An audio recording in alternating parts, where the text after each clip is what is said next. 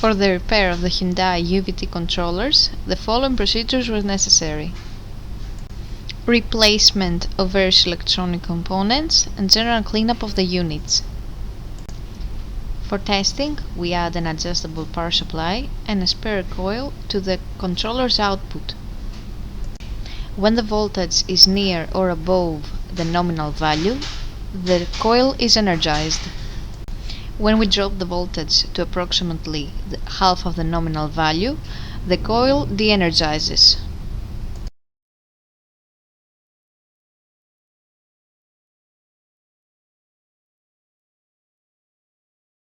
The same process is repeated for the second controller.